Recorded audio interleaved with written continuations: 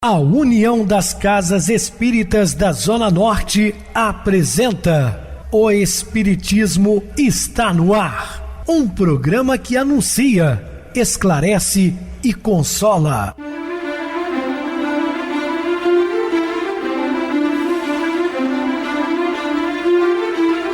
Não se turve vosso coração. Credes em Deus, credes também em mim. Na casa de meu pai há muitas moradas. Se assim não fora, eu vou-los teria dito, pois vou preparar-vos lugar. O Espiritismo está no ar. Sintonize esta frequência. Pare, pense na vida, faça perguntas.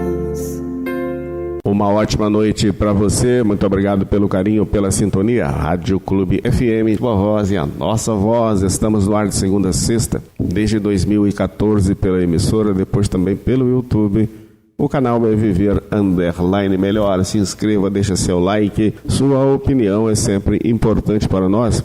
Ou acesse o YouTube, digite o Espiritismo está no ar. Lá encontrarão vários programas, inclusive o do dia. Recebo carinhosamente meu querido amigo, expositor espírita Marcos Ferreira. Uma boa noite, seja muito bem-vindo. Boa noite, Pedrosa, boa noite a todos os ouvintes, para mais uma noite de estudo do Evangelho de Jesus. Muita paz a todos. Meus queridos irmãos, vamos estudar sobre corpo astral. Dúvidas? Entre em contato conosco, ligando para Clube FM, 0 Operadora 32, seu WhatsApp 999327758. Quer falar comigo? Utilize a TIM 988012675, o WhatsApp 9844949, novamente 59, o e-mail espiritismo está no ar, @hotmail.com. Interajam conosco, façam perguntas, tirem dúvidas, podem dar sugestões ao programa. Estamos à disposição dos ouvintes. Vamos agora para aquele momento muito especial que é o nosso momento de oração. Sintonize esta frequência. O Espiritismo está no ar. Momento de oração. Quando estejas cercado de dificuldades e agressões, não vendo possibilidade alguma de chegar-te o socorro a tempo, ora, entregando-te a Deus, e a salvação te alcançará de cima, no momento exato. Muita paz e muita luz a todos. Estamos apresentando O Espiritismo está no ar. E meus amados irmãos, estamos de volta com o assunto da noite, falando sobre o corpo astral. O corpo astral reflete com exatidão a condição mental do espírito. Tal é a situação dos espíritos chamados ovoides, os quais se fixaram em monodeísmo, destrutivos, na culpa, no ódio ou na vingança.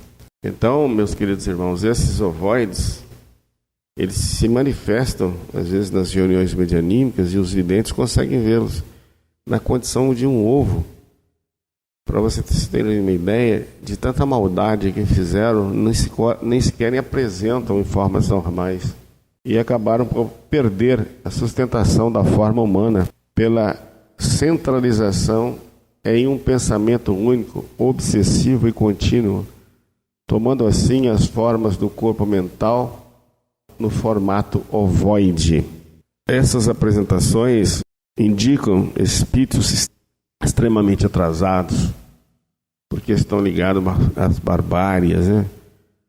Aqueles que chegaram aqui na Terra, que assassinaram, mutilaram pessoas, incendiaram os corpos, e ao chegar no mundo espiritual se escondem, né, nesses óvulos.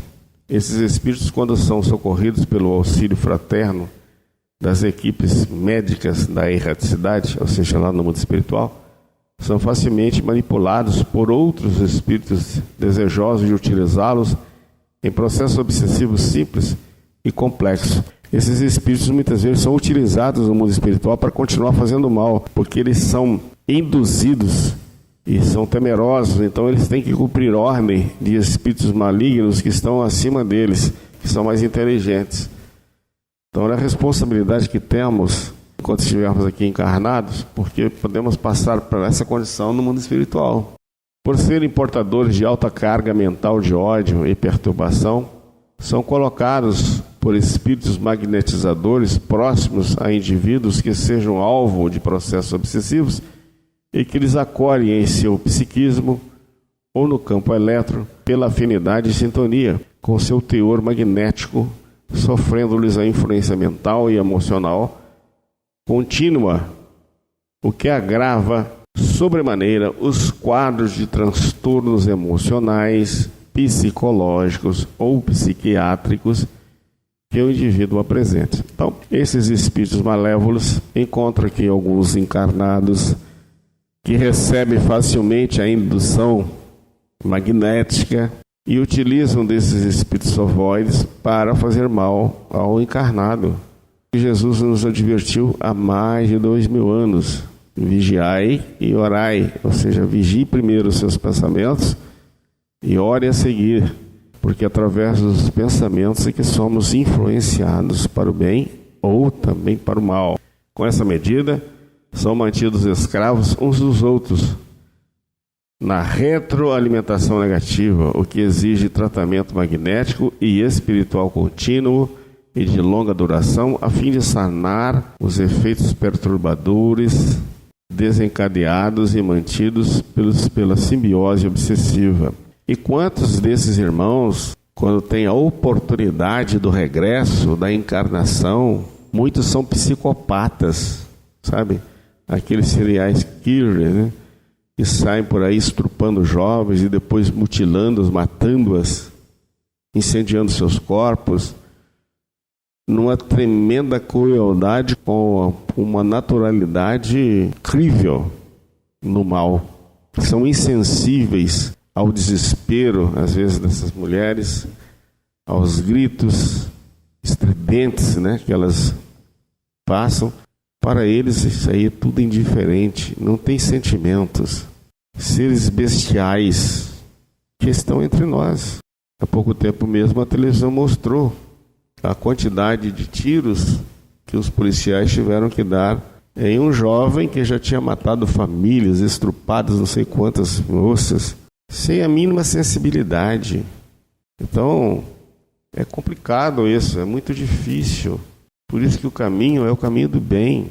Esse fenômeno é comum na chamada magia negra, os processos obsessivos complexos, onde além dos ovoides são utilizados aparelhos espirituais com propósitos sombrios. Temos relatos detalhados desses casos nas obras Legião e Senhores da Escuridão. Isso tem diminuído muito no mundo, né? Mas existem aqueles casos que ainda as pessoas sacrificam crianças para essas magias. Parece que estão no início da caminhada, parece que estão nas primeiras encarnações, verdadeiros animais irracionais. Aliás, piores, porque os animais irracionais são incapazes de sacrificar suas crias, e no entanto você encontra seres humanos ainda com essa condição. O corpo físico ressente-se de toda essa realidade obsessiva atuante no corpo astral. A carga mental e emocional tóxica promove a perturbação da filosofia orgânica, que manifesta adoecimentos variados conforme a área da sensibilidade do corpo astral. Estando a origem dessa perturbação na matriz espiritual, muitas vezes não se observa nenhuma melhora na terapêutica médica convencional, sendo necessário o tratamento espiritual que pode ser realizado em uma casa espírita comprometida com os ideais de Jesus Cristo. Então, o que a gente sempre fala, procure o profissional da saúde, mas procure também um tratamento obsessivo nas casas espíritas, porque aí você vai cuidar do espírito adoentado. Cuide do corpo com a medicina terrena e da alma com a medicina espiritual. Fazendo esse paralelo, a eficácia certamente virá. Naturalmente, o socorro do alto está em toda parte, e a imposição de mãos do padre ou pastor evangélico, bem como a aplicação de reiki ou de orei, né, da igreja messiânica, né, técnicas magnéticas que podem socorrer o indivíduo que não se afinizem com a prática espírita. Então, nós estamos falando aqui, não, você tem que vir para as casas espíritas, fazer um tratamento de desobsessão. Se você não tem afinidades, procure uma outra instituição religiosa que tenha essa prática. Inclusive, o Diorei é tão importante, porque o Diorei né, da igreja messiânica, ela também não obriga ninguém a se tornar messiânico. Né? Você pode passar por lá, assistir uma palestra e tomar tipo um passe magnético, são orações que eles fazem importantes. Até mesmo o amor espontâneo de uma mãe ou a boa vontade de uma benzedeira, figura comum no interior, principalmente em Minas Gerais e da Bahia, pode-se ocorrer convenientemente quando represente a irradiação da bondade e amor, sempre gratuitos, em sintonia com o Pai. Né? Tem diminuído muito, mas antigamente tinha aquelas benzedeiras, rezadeiras, né? Era muito comum, mas pessoas de boa índole, pessoas que estavam ali apenas para praticar o bem, sem cobrar nenhum centavo, gratuitamente, né? Benzendo as pessoas, as crianças recém-nascidas.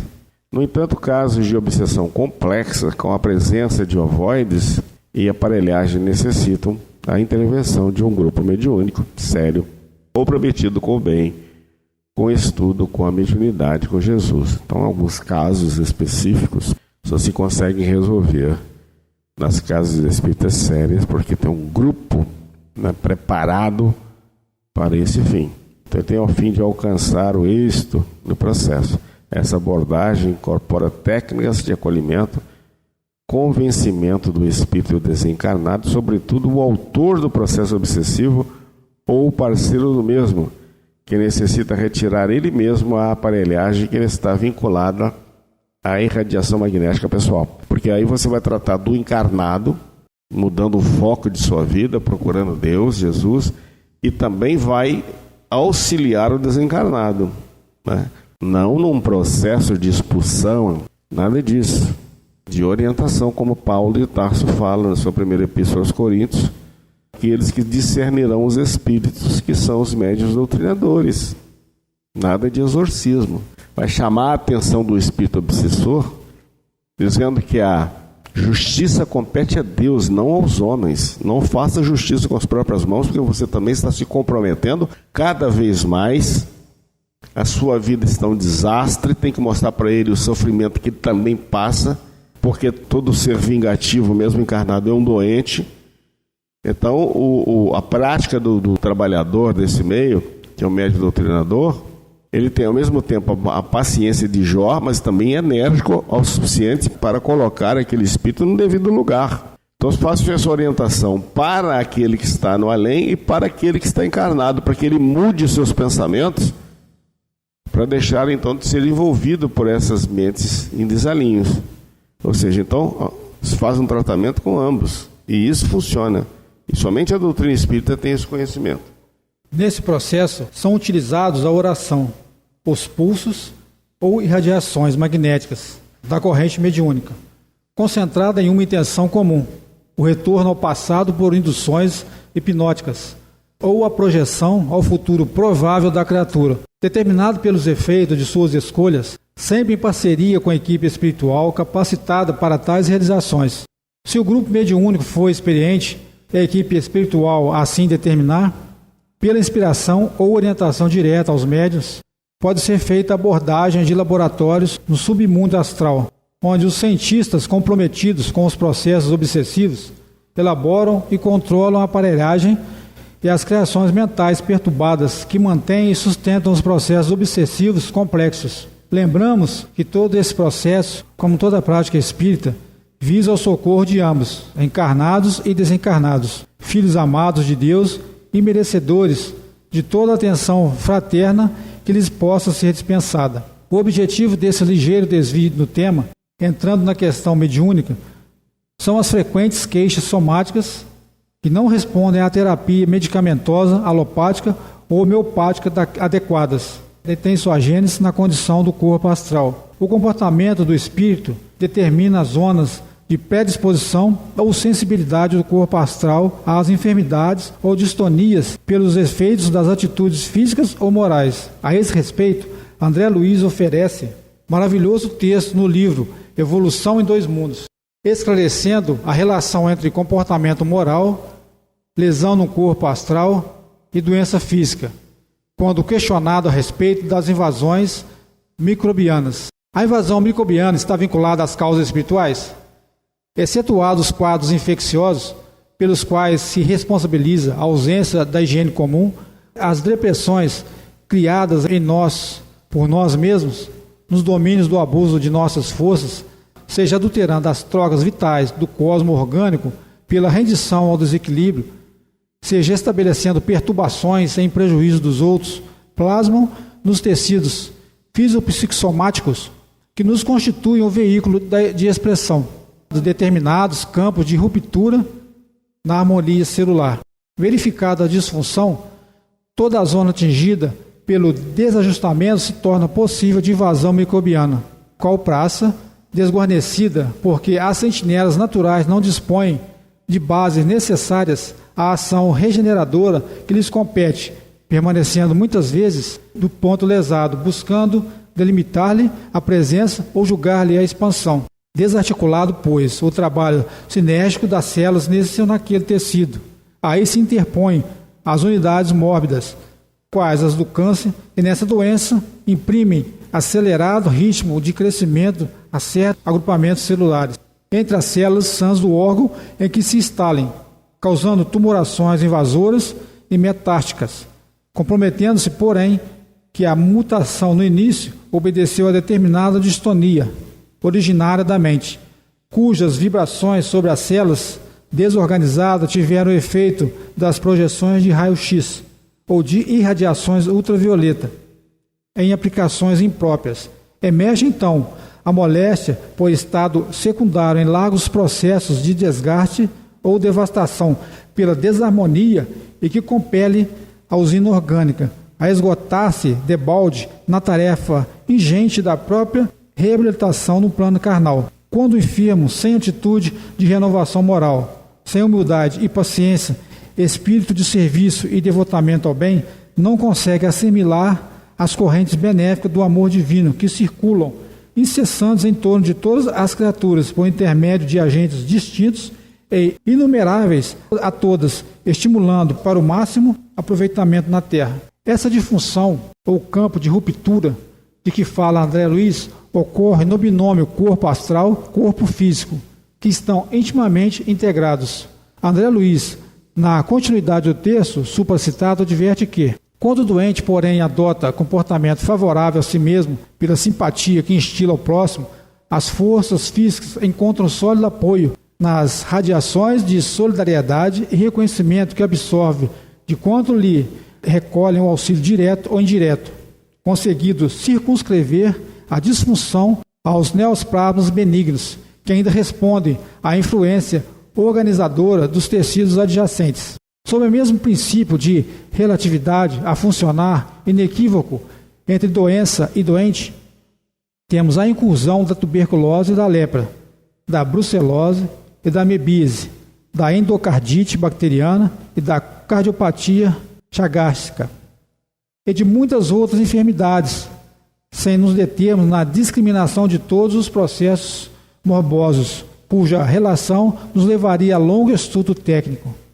É que, geralmente, quase todos eles surgem como fenômenos secundários sob as zonas de predisposição enfermiça que formamos em nosso próprio corpo, pelo desequilíbrio de nossas forças mentais, e gerarem rupturas ou soluções de continuidade nos pontos de interação entre o corpo espiritual e o veículo físico, pelas quais se insinua o assalto microbiano a que sejamos mais particularmente inclinados pela natureza de nossas contas kármicas.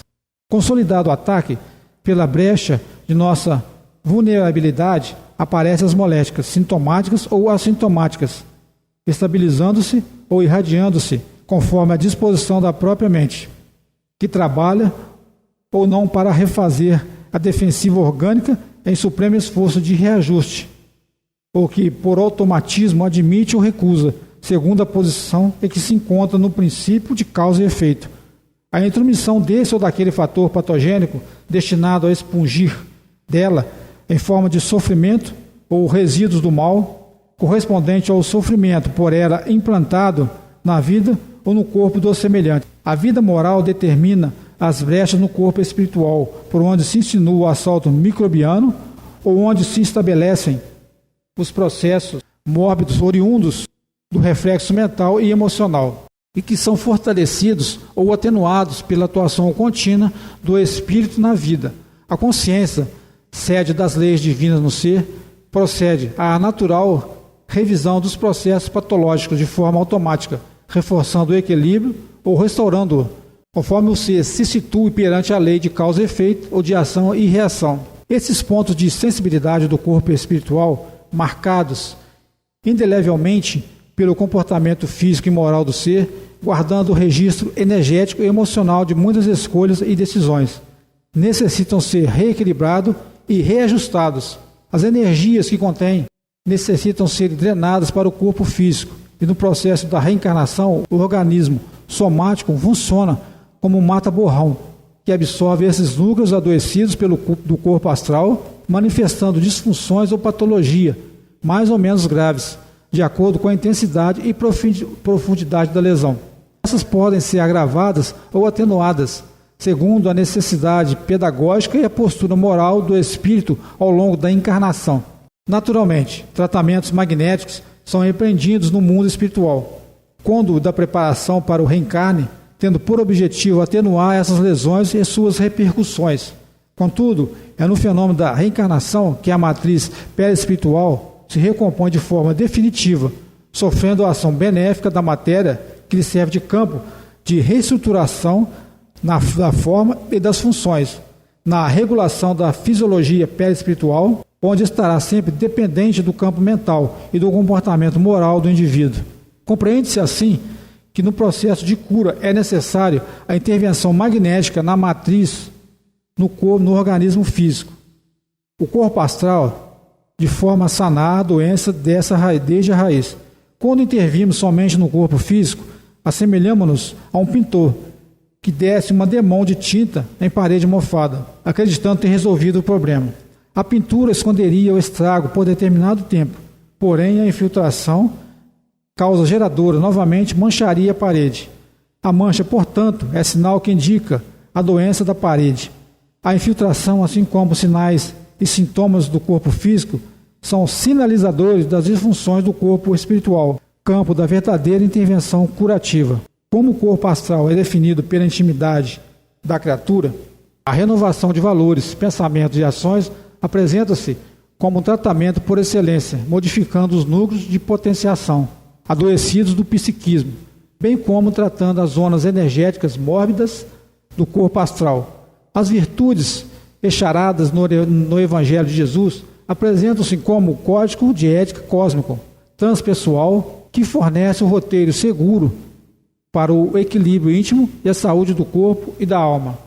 Com o conhecimento do perispírito e da sua fisiologia pela ciência espírita, compreende-se que a mensagem de amor e perdão do Cristo ergue-se como um código científico de conduta, promotor de bem-estar, alegria e saúde espiritual. Afirma Joseph Greber, estudando os estados emocionais, as disfunções da moral e do sentimento como energias latentes e atuantes através do psiquismo humano, podemos com toda certeza afirmar que o comportamento equilibrado, a atitude sadia, a prática dos preceitos morais, segundo nos ensina o Evangelho, longe estão de se constituírem atividades puramente religiosas ou místicas, mas uma resposta científica de nível energético superior. Pois, sabendo que tais atitudes e comportamentos geram e nutrem correntes de energia ou campos magnéticos que influem de forma positiva e comprovadamente eficaz no equilíbrio e harmonia do cosmos orgânico e espiritual, a terapêutica evangélica soa-nos como fórmula de quimismo espiritual que interfere diretamente nos campos de vibrações responsáveis pela interação espírito, perispírito, corpo físico, produzindo o estado de saúde psicofísica. Importante lembrar, Emmanuel que diz: Jesus não é uma personalidade a ser adorada, mas uma verdade a ser vivida. Muito bem, Marcos, bem explicado. Vamos agora para o intervalo musical. A seguir, a nossa oração final.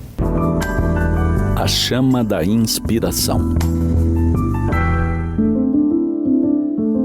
O historiador e filósofo grego Plutarco dizia que a pintura deve ser uma poesia silenciosa e a poesia uma pintura que fala. O artista é alguém que transcende sua humanidade respirando ares que o comum dos homens não consegue perceber. Por esse motivo é tão incompreendido, ultrapassando seu tempo e seu espaço. Quando voltado para a verdadeira arte, que é o belo manifestando o bom, produz obras de extraordinária essência. Um dos maiores pintores de rica imaginação foi o alemão Albrecht Dürer. Desde cedo, deu provas de seu talento e produziu quadros de beleza sublime. Ao retratar a adoração dos magos a Jesus, demonstrou sua notável atenção aos detalhes. Os rostos dos personagens transmitem uma gama de emoções, indo da serenidade de Maria à admiração dos visitantes. Como seu Jesus no templo entre os doutores, continua a nos fascinar a cada nova contemplação, redescobrindo significados nos pormenores. 2 anos antes de sua morte, o pintor fez esboços dos 4 evangelistas. Retocou e retocou, sentindo-se impotente para exprimir o ideal que ele imaginava. Entristecido, foi à janela e se pôs a contemplar a luz que projetava sua claridade nos monumentos e nas torres agudas das catedrais de Nuremberg. Uma súplica brotou de sua alma ao Senhor do Universo. Permitistes que homens transformassem pedras em construções harmônicas, de linhas majestosas. Permiti-me transportar para a tela o que trago na alma. Então, seus olhos se voltaram para a igreja de São Sebaldo, localizada em frente à prefeitura. Ele a viu ficar vermelha como em fogo. Nuvens azuis formaram um fundo no qual se desenhavam as imponentes figuras dos 4 apóstolos. Ficou maravilhado. Eram os rostos que ele vinha procurando reproduzir em seus esboços. Retornou aos pincéis e pintou os 4 apóstolos, sua última obra. É comum os artistas se referirem a insights, a ideias que lhes vêm de rompante e que lhes permitem produzir obras de rara beleza. Isso se chama inspiração, produto de visões ou audição de outra dimensão, ou sugestões sopradas por amigos do além. É assim que encontramos na Terra reproduções magníficas que nos atraem o olhar por horas diante de certos quadros. Encantamo-nos com as cores, com minúcias como as dobras do manto de um personagem, os cabelos descendo pelos ombros, fio a fio, as rugas da mão de um idoso. Importante, tenhamos ciência de que todos nós podemos ter essas inspirações. Quando estamos sintonizados com o bem, podemos captar a ideia generosa de procurar alguém que não vemos há muito tempo, descobrindo-o em necessidade. Ou de abrir determinado livro para encontrar ali uma frase, um parágrafo, que nos responda a indagações íntimas de longo curso. É algo semelhante a uma brisa leve que acende a chama da imaginação, estimulando-nos a realizar algo bom, belo, útil. Podemos nos servir dessa faísca para encontrar uma solução inovadora para um velho problema. Fiquemos atentos a essas inspirações, a maioria vinda dos seres que nos amam e que da espiritualidade nos sopram seus ares de beleza e bondade.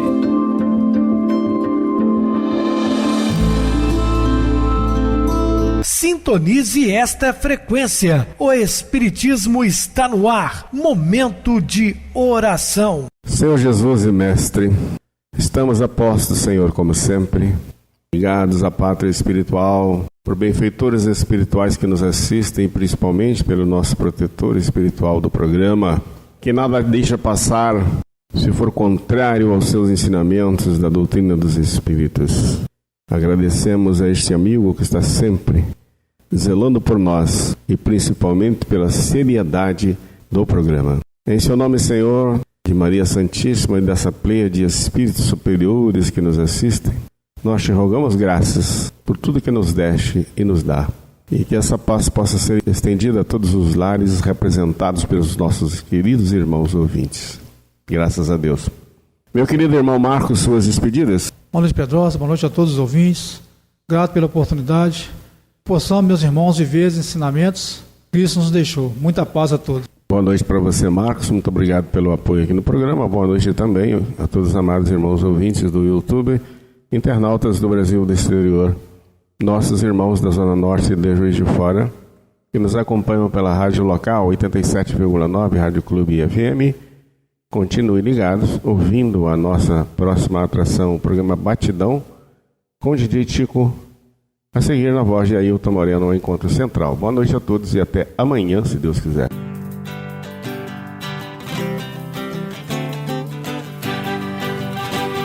A União das Casas Espíritas da Zona Norte apresentou O Espiritismo Está no Ar, anunciando o Evangelho de Jesus, esclarecendo sua mensagem, consolando corações. Olhe pro céu e descubra imagens de luz. Se tem Jesus, o amor todo que Deus te deu. Pense no bem, no melhor em que pode fazer. Seja o que for, também vai receber. De coração, ajude-me, irmão. A caridade é o caminho do amor. Faça ainda que possa sofrer, pois bênçãos de Deus há de ter. Ame, perdoe e viva melhor a natureza, o céu e o mar. Veja o encanto que a vida nos dá, a chance eterna que temos para amar, para amar. Olhe pro céu e descubra imagens e luz. Sinta em Jesus o amor todo que Deus te deu. Pense no bem, no melhor em que pode fazer. Seja o que for, também vai receber. De coração, ajude-me, irmão. A caridade é o caminho do amor. Faça ainda que possa sofrer, pois bênçãos de Deus há de ter. Ame, perdoe e viva melhor a natureza, o céu e o mar. Veja o encanto que a vida nos dá, a chance eterna que temos para amar.